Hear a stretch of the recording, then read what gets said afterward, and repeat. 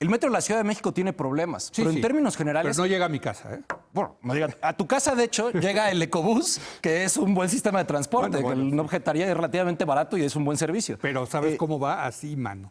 O sea, también hay Dependiendo que del decirlo, horario. ¿no? Por eso, Sí. lo que decir es que a veces nos imaginamos que las restricciones sobre el transporte público existente, sobre todo en la Ciudad de México, donde está subsidiado y donde es relativamente bueno frente al resto del país, me parece que hay objeciones que son, bueno, nada más no te gusta el transporte público porque prefieres andar en tu coche, está muy bien.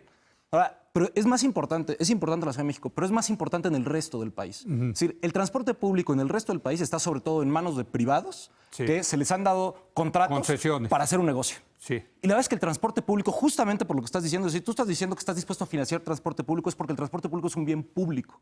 Es decir, en la Ciudad de México, las empresas se ven beneficiadas por el subsidio al metro. Sí, el costo de transporte de sus trabajadores Si no es le muy tendrían, bajo.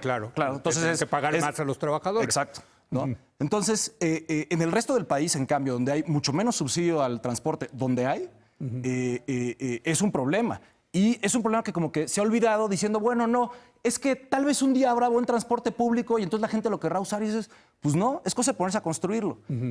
Un ejemplo, por ejemplo, en el Estado de México están las líneas del Mexibus, que es el equivalente al Metrobús, y como las operan empresas distintas, no puedes usar la misma tarjeta en cada una de las líneas. ¿Sí? O sea, no te puedes bajar de una Porque es y negocio cambiar. y es negocio de cada una. Y el Estado no debe regular. Entonces ahí están los liberales enardecidos que dicen, no, el Estado no debe intervenir. No, eso sí no debería sí, regular, debe- claro. Eso, pues, sí, sobre todo son concesiones de un bien público.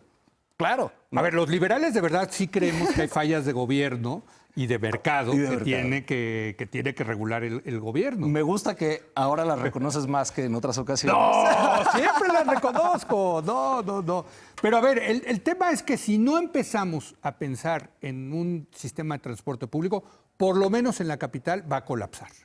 En la capital, insisto, tenemos que pensar en el resto del país. O sea, en ciudades como Tijuana y Mexicali, donde ha crecido el parque vehicular de manera masiva, Sí. en los años, y esto es hay un texto de Salvador Medina realmente muy bueno en Nexo sobre esto, Sí. en los años de, básicamente los gobiernos de Fox y Calderón, casi se duplicó el parque vehicular. Ahora, ¿por qué se duplicó? Porque la gasolina estaba subsidiada, o sea, era muy barata, Sí. porque hubo más importación de autos usados de Estados Unidos que no cumplen, de hecho, cierta regulación ambiental, y porque auténticamente dijeron, no importa que no haya transporte público. Es decir, el gobierno federal no tuvo ninguna política de promoción de transporte público. Y a eso le agregas que hubo una política de vivienda en donde se expandieron las ciudades horizontalmente, es decir, Sí. el Infonavit y las vivienderas dieron créditos para construir cada vez más lejos, lo cual hizo cada vez más difícil llegar a esos lugares. Y es muy difícil pagar transporte público en lugares donde no hay mucha población y son grandes distancias para llegar a los centros de trabajo. Entonces, todo es un desastre completo en términos de transporte público. Pero